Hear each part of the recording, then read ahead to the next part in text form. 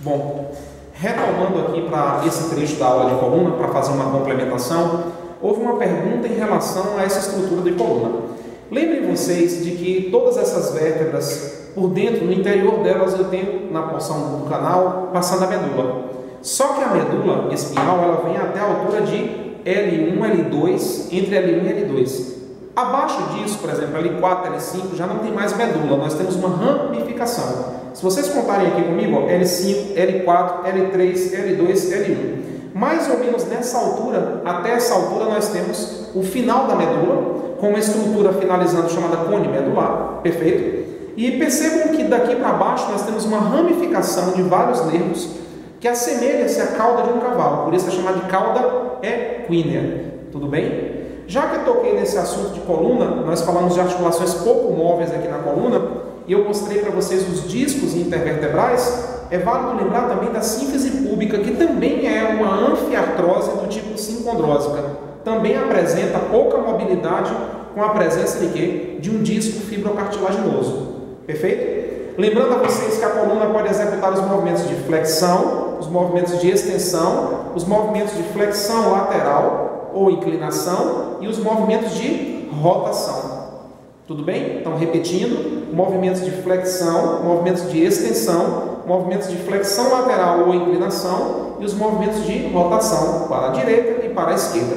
Quem vai permitir estes movimentos é exatamente a junção entre essas vértebras, a sobreposição delas, junto com os processos das articulações zigoapofisárias, das articulações sincondrósicas aqui do disco, entre as vértebras, entre o corpo das vértebras.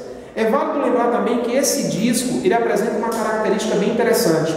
Na estrutura mais periférica, ele tem um anel ou anéis fibrosos, e no núcleo ele tem uma consistência mais gelatinosa, chamada de núcleo pulposo.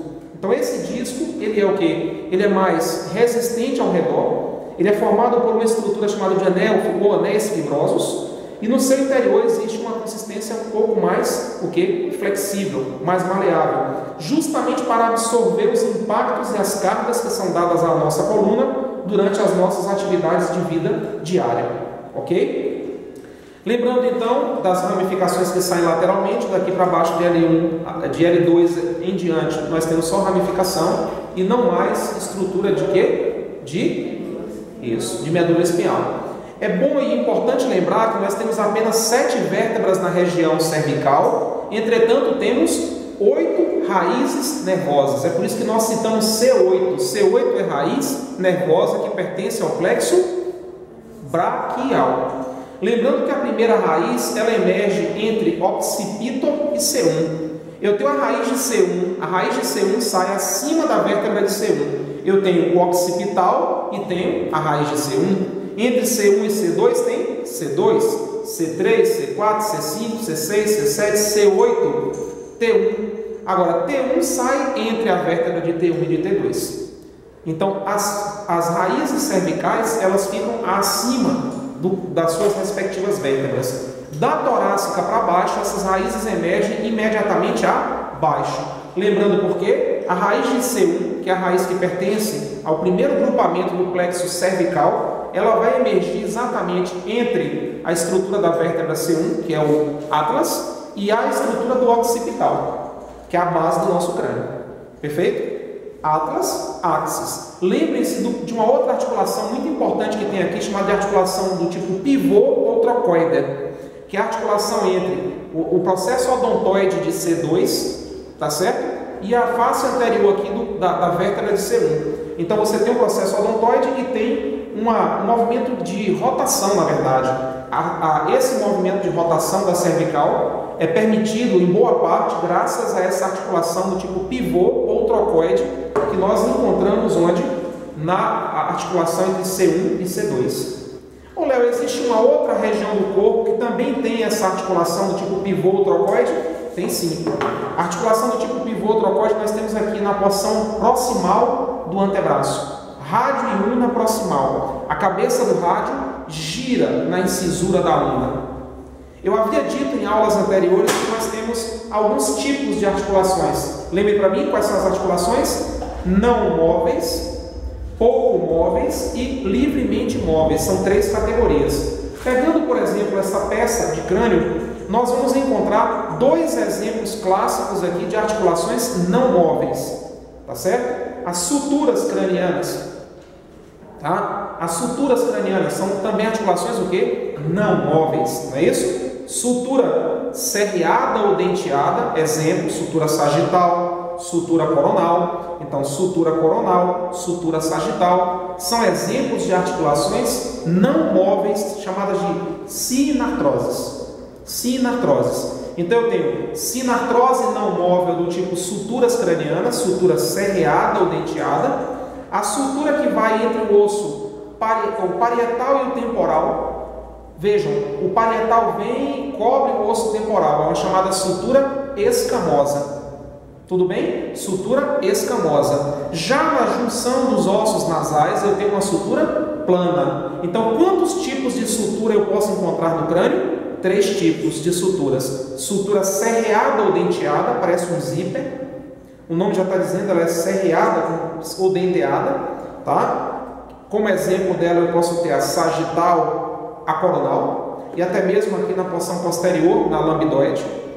Vejo também uma outra sutura escamosa entre os ossos parietal e temporal e parietal, onde eles se cobrem, como se fossem telhas cobrindo o telhado de uma casa. Tem uma aqui, tem a outra aqui, tem a outra, mas é uma sobreposição. Exatamente por esse termo, elas recebem o nome, o título de suturas escamosas. Suturas planas, aqui nesta porção. Mas no crânio ainda eu posso observar um outro exemplo de articulações não móveis do tipo sinartrose. São as gonfoses dentoalveolares. Eu vejo a junção tanto na estrutura da mandíbula como na estrutura da maxila. Quando nós passamos aqui, nós vemos essas saliências, onde os dentes se encaixam. Chamados de quê? Gonfoses dentoalveolares. Tenho também articulações móveis no crânio, como no caso da articulação da ATM. Perfeito? Articulação temporomandibular. Está aqui. Ela tem um grau de liberdade, ela tem uma mobilidade, permitindo você abrir e fechar a boca para o processo de mastigação. Ok? Então, no crânio nós temos basicamente estas articulações. Na coluna eu mostrei as articulações de intervertebrais, mostrei as hipoapofisárias, mostrei aqui no quadril, na parte anterior, a articulação da síntese púbica, a articulação entre o atlas e o axis no processo odontoide, do tipo pivô ou trocoide. Tá certo? Vou partir para o outro vídeo, eu estou fragmentando para ficar até mais fácil vocês poderem estudar e guardar isso depois. Vamos montar um crânio. Pegando as peças separadamente, vocês vão montar esse quebra-cabeças e vão dizer para mim quais são as partes do crânio. Vamos partir agora para uma outra aula de quê? De anatomia óssea do crânio. Aí você me pergunta, poxa, eu tenho um crânio aqui, eu tenho que saber todos esses acidentes ósseos? Tenho, sabe por quê? Porque eles vão servir tanto como origem ou inserção de musculaturas. Vejam que essas duas peças, elas se completam. Eu tenho uma peça, o crânio. Essa daqui, por exemplo, mostra o músculo temporal e o músculo masseter.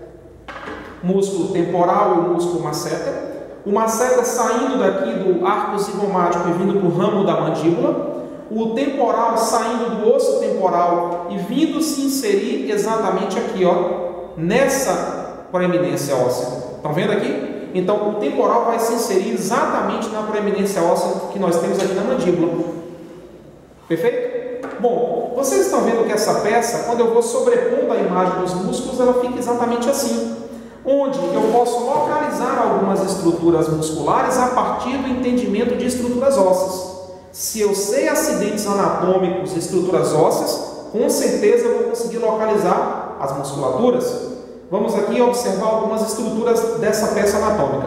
Vejam que aqui foi feito um corte, eu tenho uma parte um pouco mais profunda. Aqui eu tenho uma camada mais superficial.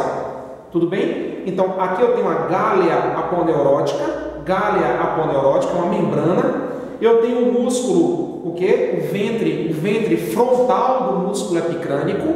O ventre occipital do músculo epicrânico.